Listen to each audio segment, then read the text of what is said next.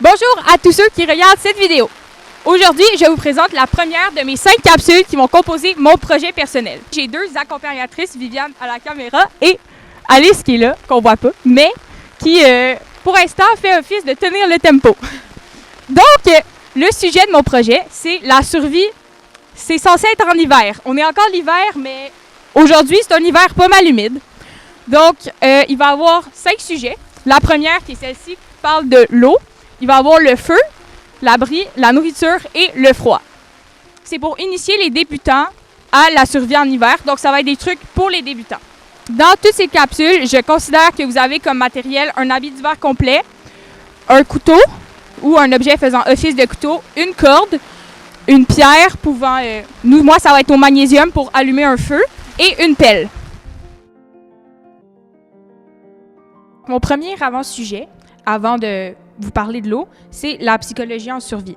Quand on se perd, c'est stressant, c'est paniquant, évidemment, parce qu'on perd tous nos repères habituels. Tout seul, c'est différents dangers psychologiques que quand vous êtes en groupe. Quand vous êtes seul, la peur et la solitude qui vont vous faire agir différemment, mais c'est important de garder la tête froide parce que sinon, vous pouvez prendre des décisions impulsives et agir sans réfléchir. En groupe, là, vous avez d'autres personnes avec vous. Ça fait que vous êtes plus rassurés au niveau de la peur et de la solitude, mais un groupe, dès qu'il y a une personne qui commence à paniquer, qui commence à avoir peur, ça tire tout le monde vers le bas. Donc, il faut essayer que tout le monde s'entraîne et rester positif, c'est très important. Le premier sujet que j'aimerais aborder, c'est l'eau. C'est essentiel en survie. L'eau, elle ne contient pas des nutriments en tant que telle, mais c'est celle qui va servir au transport dans votre organisme. Le plus grand danger en hiver, c'est de tomber en déshydratation. Parce que l'hiver, puisque la température est très basse, on a l'impression que tu n'as pas soif. Parce qu'il fait froid à l'extérieur. D'habitude, tu as chaud quand tu as soif. Mais là, il fait froid. Donc le corps, il ne réagit pas de la même façon, mais boire tout le temps, c'est super important quand même parce que si vous ne le savez pas, vous pouvez être déshydraté plus vite. Vous commencez à avoir des maux de tête, des étourdissements ou la bouche sèche, ça veut dire que vous commencez probablement à être en déshydratation. Pour vous donner une idée, le corps est composé de 60 à 70 % d'eau, comme tout le monde le sait, mais c'est quand on perd juste de 1 à 2 % qu'on est déshydraté. Puis c'est de 15 à 20 % que ça entraîne la mort. Donc c'est vraiment important d'agir vite. Mais l'eau, il faut savoir comment la trouver.